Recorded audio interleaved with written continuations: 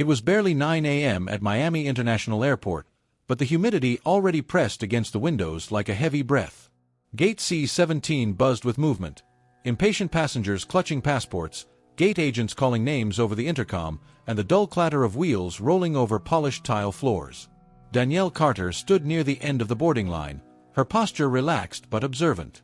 Her dark navy blazer was tailored but understated, her natural curls pulled into a low bun.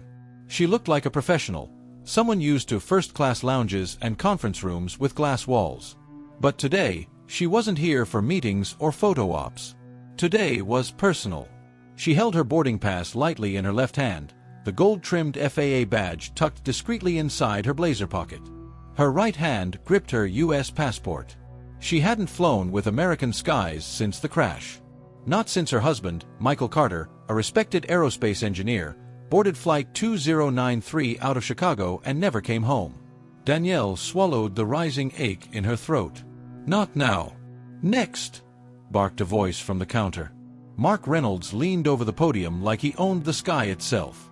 His thinning blonde hair was slicked back, his forehead lined not with age but with chronic irritation. He scanned boarding passes like a bouncer at an exclusive club, eyes narrowing at anyone he deemed unworthy of the velvet rope, especially people who didn't look like they belonged in first class. Danielle stepped forward and offered both her pass and passport.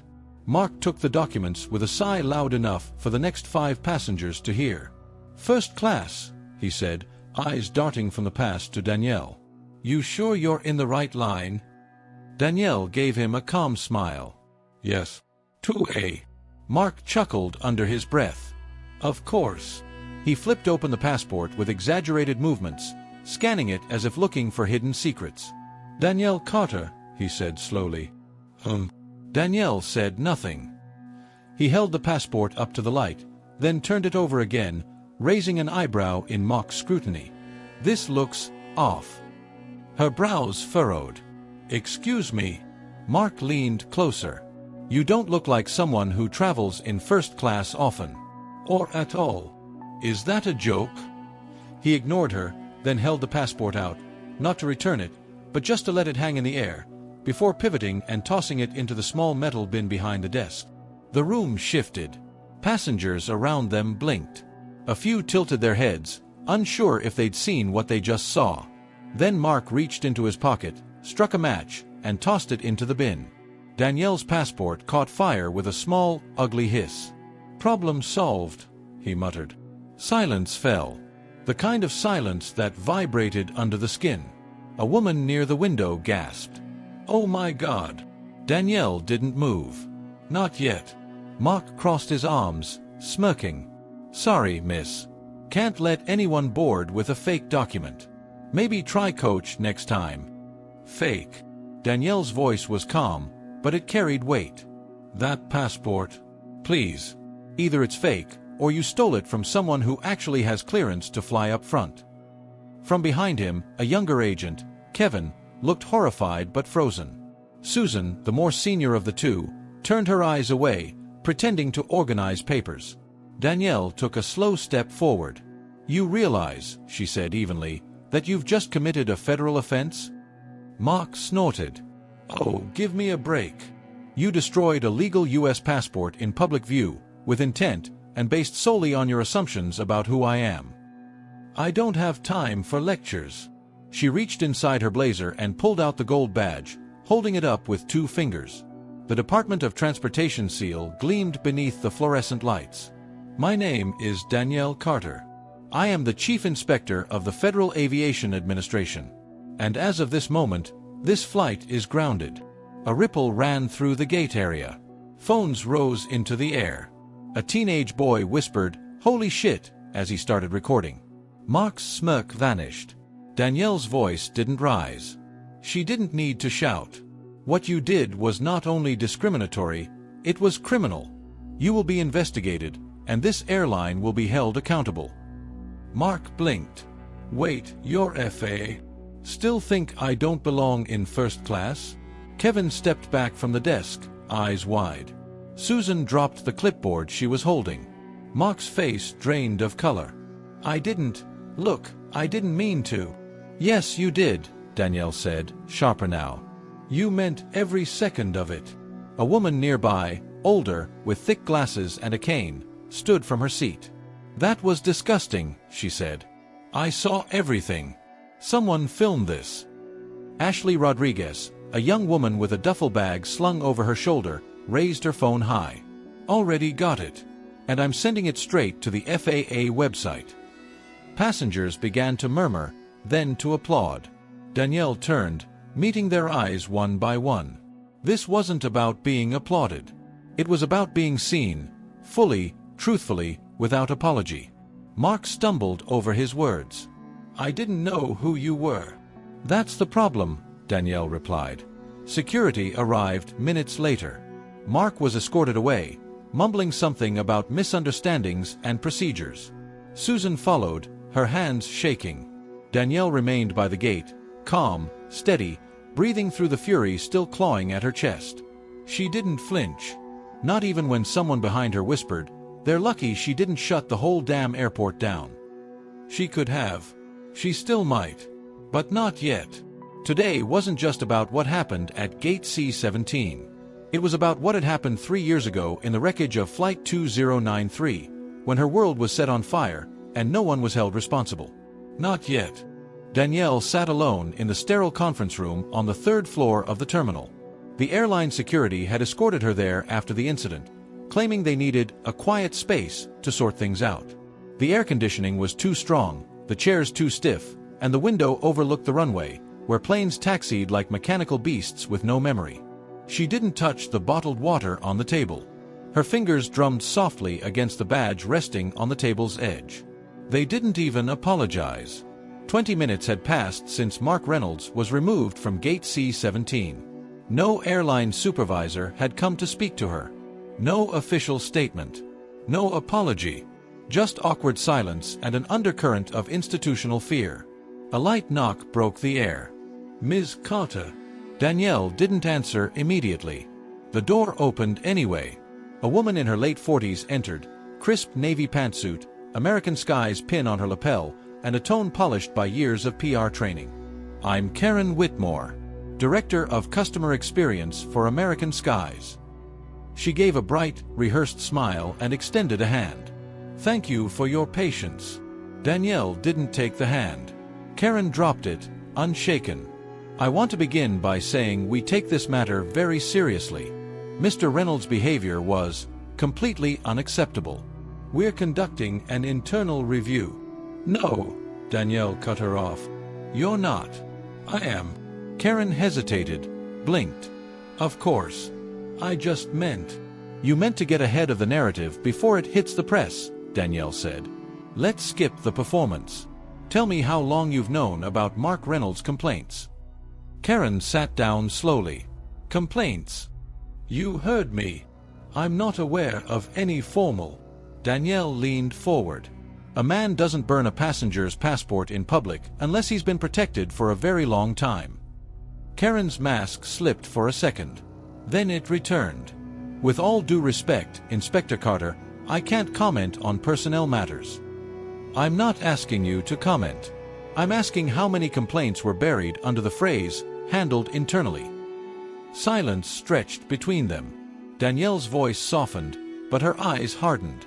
You know what happened to my husband, Ms. Whitmore? Karen froze. Michael Carter, Danielle continued. Flight 2093. March 14th, 3 years ago. Chicago to Denver. Emergency landing. Hydraulic failure. Karen's face paled. I remember the incident, yes. I didn't realize. You didn't realize his widow would end up chief inspector for the FAA? Danielle gave a dry laugh. Neither did I. Not back then. Karen looked down. Michael called me from the gate that day, Danielle said quietly. Said the flight was delayed. He didn't know it was because the aircraft had failed a maintenance inspection 2 weeks earlier. Your company flew it anyway. Karen opened her mouth, but no words came. Danielle leaned back.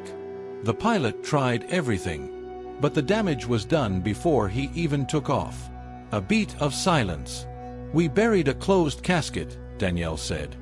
He was 39. Karen swallowed hard. Inspector Carter, I'm deeply sorry for your loss. I can't begin to imagine. No, you can't. Danielle stood up, walking slowly toward the window. A plane lifted off in the distance, gliding into the bright Florida sky. I joined the FAA 6 months after the crash, she said. I didn't want revenge. I wanted change. But every time we find rot in this industry, it's protected by layers of PR, money, and people like Mark Reynolds who think the cockpit is their personal kingdom. Karen's voice cracked.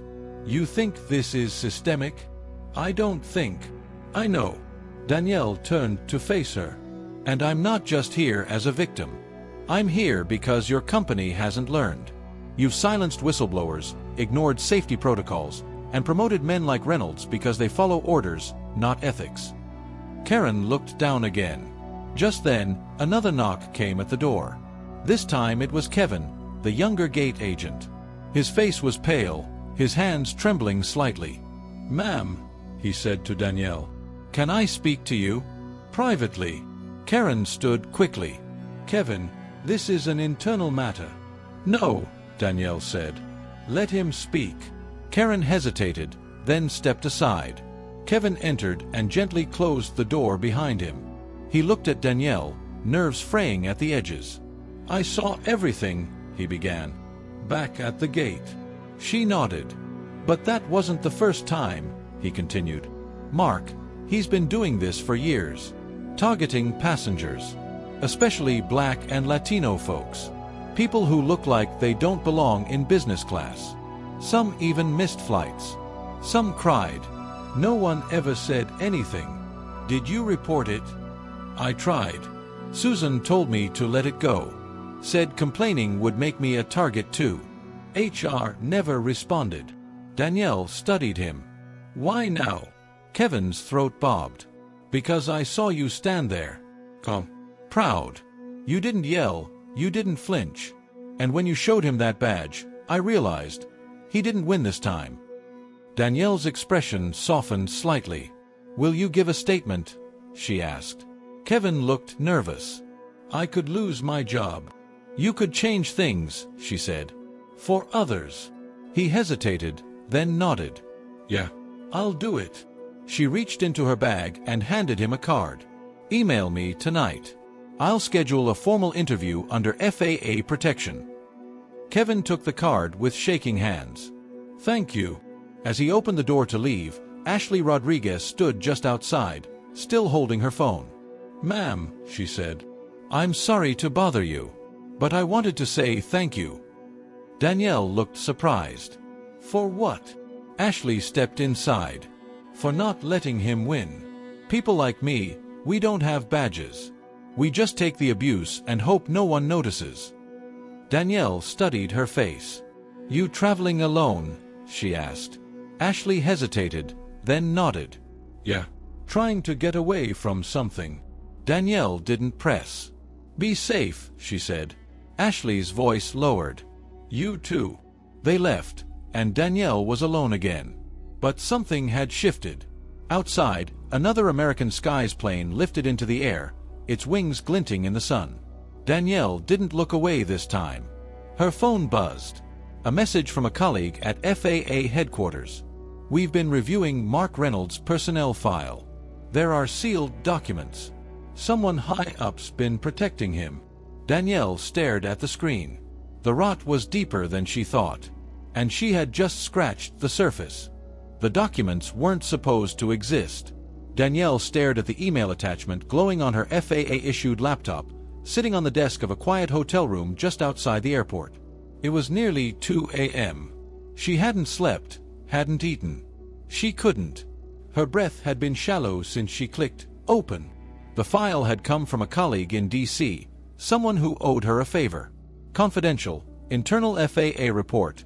Flight 2093, American Skies Airlines. She clicked through page after page. Maintenance reports altered post-inspection. A mechanic flagged corrosion in the hydraulic system, and the note was erased from the system 2 days later. The aircraft flew. It failed. Michael died. But the worst part wasn't the data. It was the signature at the bottom of the clearance form. Karen Whitmore, The same woman who had looked Danielle in the eye just hours earlier, pretending to be shocked, apologetic, human. Danielle's pulse roared in her ears. The woman hadn't just ignored a problem. She'd signed off on it. And then, 3 years later, she had the gall to sit across from her, playing corporate victim, hoping Danielle wouldn't dig deep enough. She closed the laptop, her fingers trembling. This wasn't about gate agents or racists in uniforms anymore. This was a cover-up. And she was going to expose it.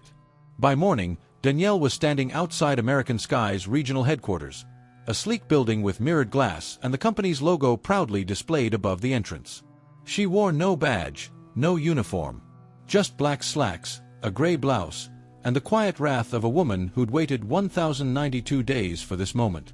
At the reception desk, the young assistant barely looked up. "Do you have an appointment?" Danielle smiled. "Tell Karen Whitmore that Danielle Carter is here. She'll know why." The girl tapped something into her headset, paused, then blinked fast. She said, "Send you up." Danielle stepped into the elevator. 5th floor. Corner office. Karen was already standing when Danielle entered, not smiling this time. "Danielle," she said carefully, "I didn't expect to see you again so soon." "You should have," Danielle replied. "You should have expected this 3 years ago." Karen gestured toward a chair. "Can we talk like professionals?" Danielle stayed standing. "No. We're past that." Karen exhaled and turned toward the window. "I assume you've seen the reports. You forged safety clearance on a damaged aircraft." "I didn't forge anything," Karen snapped. "I signed off based on what the system showed me." "Because you had the warning erased first." Karen's jaw clenched. "You don't have proof of that." "I have a mechanic's original log, the audit trail, and your signature. The FAA has copies now. And when the press gets wind of this..." Karen turned sharply. "You think you're the first person who's tried to bring this company down?"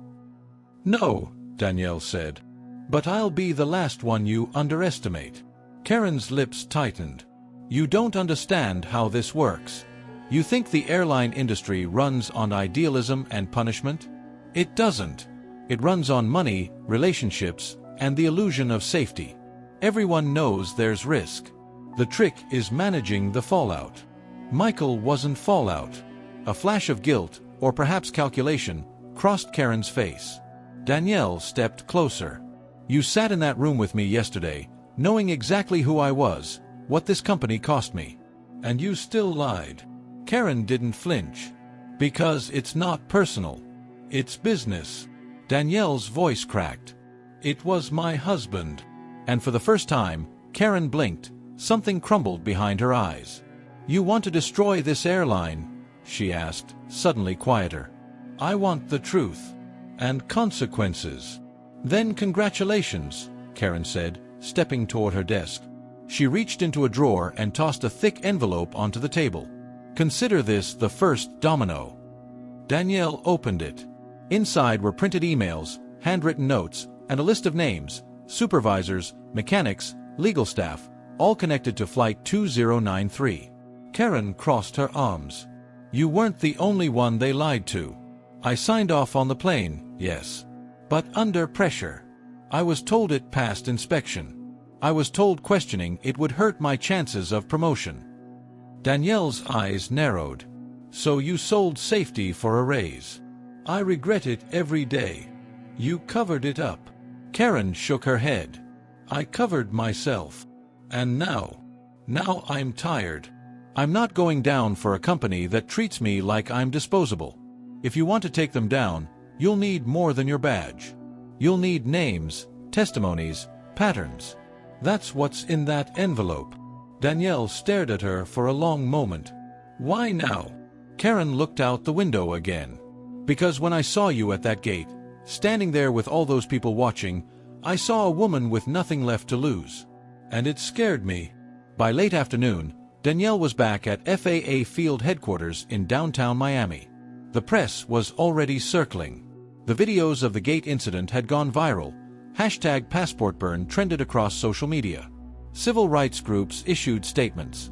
Journalists were demanding interviews. But Danielle wasn't focused on any of that. She sat across from Marcus Jennings, regional director of the FAA and one of the few people she truly trusted. "They're going to deny everything," he warned. "I have documents. Witnesses. Kevin from the gate is giving a formal deposition tomorrow. And Karen, she gave me internal emails.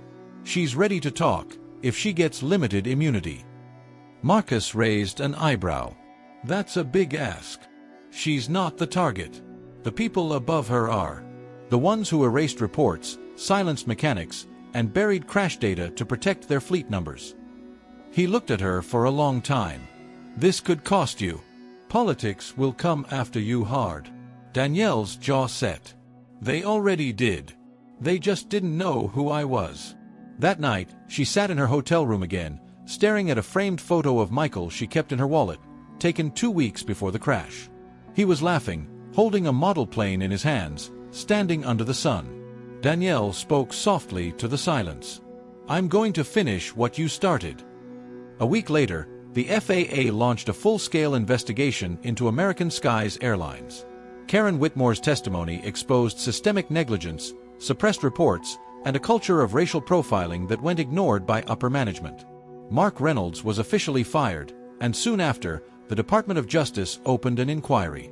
Danielle stood before a Senate subcommittee 2 months later, recounting not only her personal story, but the thousands of quiet voices the industry had failed to hear. When she finished speaking, the room was silent. She placed Michael's photo face up on the table and looked directly into the camera lenses lining the back of the chamber. "You can burn a passport," she said, "but you can't burn a life, or silence the people who refuse to forget." The emails came in waves. Some were anonymous. Others signed with trembling names. "Thank you for saying what none of us could. I was told to shut up or lose my job. He did the same thing to my mother in 2022. They promoted him after that." Danielle read them in the early mornings when the sky was still purple and the world hadn't yet sharpened its edges. Some she forwarded to the legal team.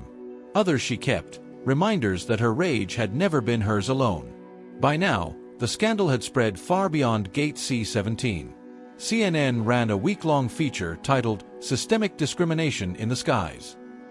The FAA launched random inspections at every American Skies hub. The Department of Justice began interviewing former employees. And yet, amidst all that fire, Danielle was feeling the cold. Her supervisor in D.C. had stopped answering her calls. 2 internal emails referred to her as emotionally compromised. One senior FAA official even suggested she take a voluntary leave of absence to de-escalate the narrative. Danielle closed that email without responding. She didn't fight this hard to be asked to disappear quietly. Karen Whitmore's testimony had been enough to open the gates. Once she flipped, the rest followed.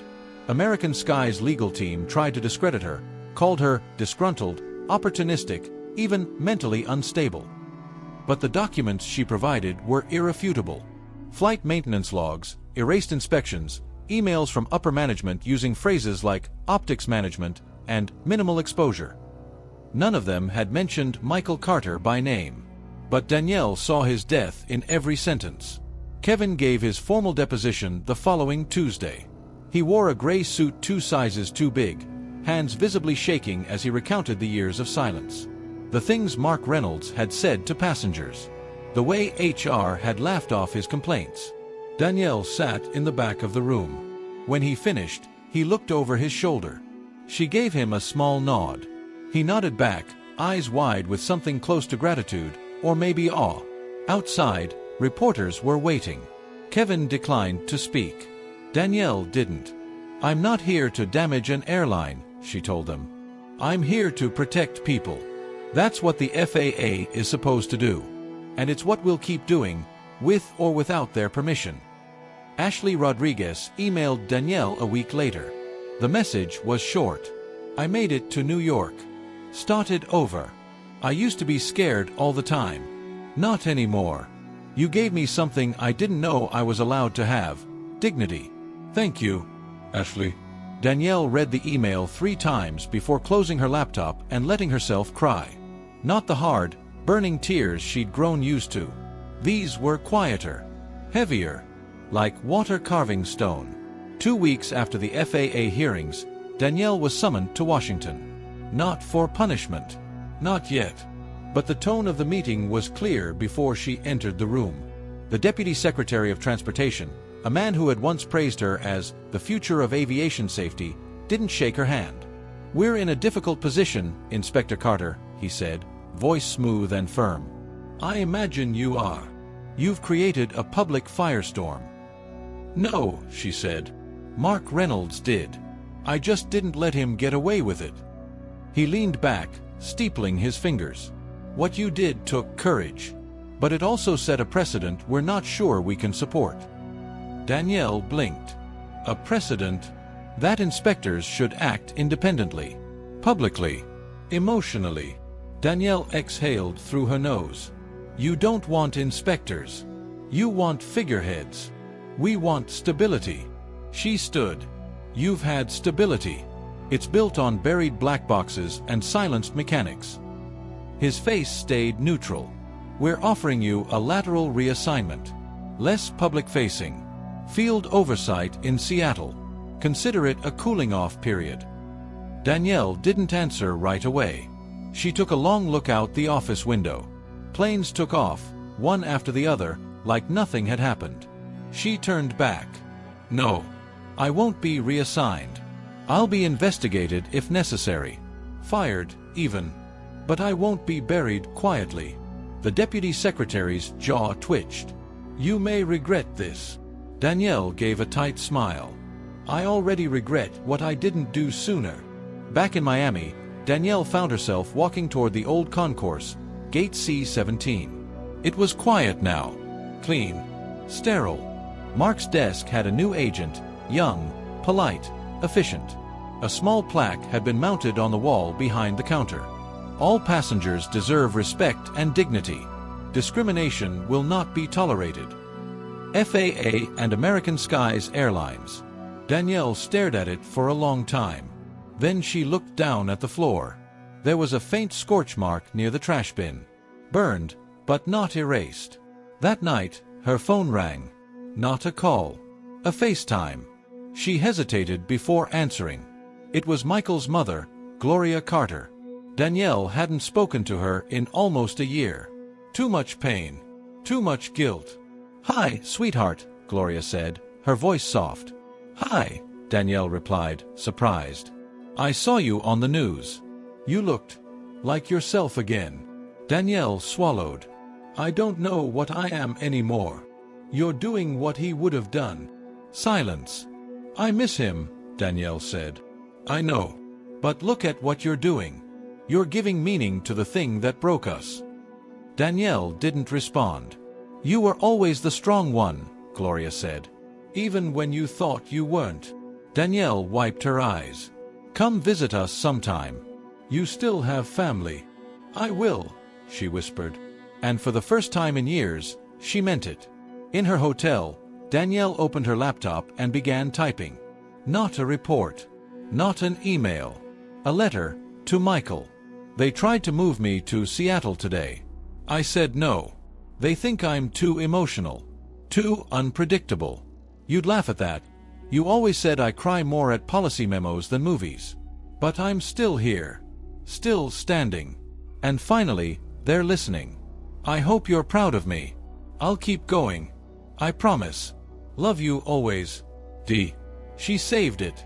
Then closed her laptop. Tomorrow, the press would move on. The hashtags would fade. The industry would try to patch its image. But Danielle? She had already made sure something had changed. Something real. 6 months later, American Skies Airlines looked very different.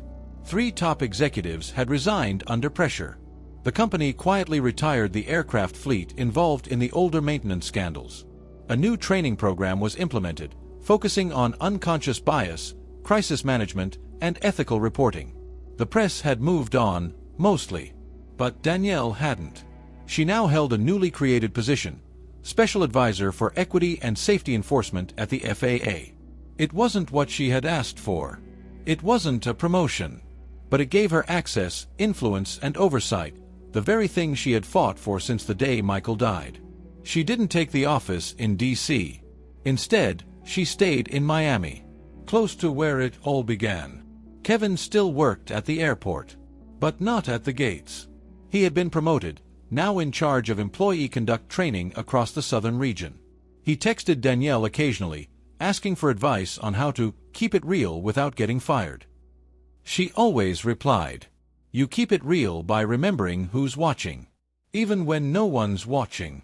Karen Whitmore had left American Skies entirely. She'd taken a position with a non-profit focused on corporate accountability. Danielle saw her face on a panel livestream one night, hair grayer, voice steadier, speaking openly about systemic failure, corporate cowardice, and the human cost of silence. Danielle didn't call her. She didn't need to. Some debts are paid not in apologies, but in action. Ashley Rodriguez sent Danielle a postcard from Brooklyn. It had a drawing of a small, bustling coffee shop on the front. Inside, the message read, "I'm safe. I'm okay. I got a job here. Not big money, but it's mine. I found a studio with light. With peace. You reminded me that I deserve those things. A. Danielle kept it on her fridge. The FAA's internal culture didn't shift overnight. There were still closed doors, still side eyes in meeting rooms, still whispers that she was too political or too dangerous. But there were also young women who approached her in elevators, nervously saying things like, "I joined because of you," or "I didn't think someone like me could work here until I saw you." That was enough. For now. One late evening, Danielle visited Arlington Cemetery. She hadn't been there in almost a year. Michael's headstone stood quietly, surrounded by trimmed grass and a few withered flowers left by friends. She sat beside it in silence for a while. Then she spoke. "You were right. About everything. The system was broken. Still is. But I stopped waiting for someone else to fix it." She placed her hand gently on the stone. "I did what you would have done. I stayed loud." She smiled. "And I still cry at policy memos." On her way back to the hotel, Danielle passed through Miami International once more. Gate C-17 was as ordinary as ever. No reporters. No viral videos. Just a mother trying to calm a fussy toddler, a young man listening to music too loud, a tired gate agent scanning passports without expression. Normal. But something had changed. As she passed the desk, the agent glanced up, then did a double-take. "Ms. Carter." She paused. "Yes." The agent stood straighter. She looked barely 25, her lanyard hanging loose, eyes wide with something that wasn't fear, it was respect. I read everything. About you. About the passport. You made us all feel seen." Danielle gave a soft smile. "Thank you." The girl hesitated. "Would you want to pre-board?" Danielle almost laughed. "No," she said. "Let the families go first. I'll wait." She found a seat by the window and watched the tarmac. A plane soared upward, slicing the sunset with its wings. She didn't flinch. She exhaled slowly. Free. Sometimes justice doesn't roar. Sometimes it walks through an airport in silence, with a badge in one hand and memory in the other.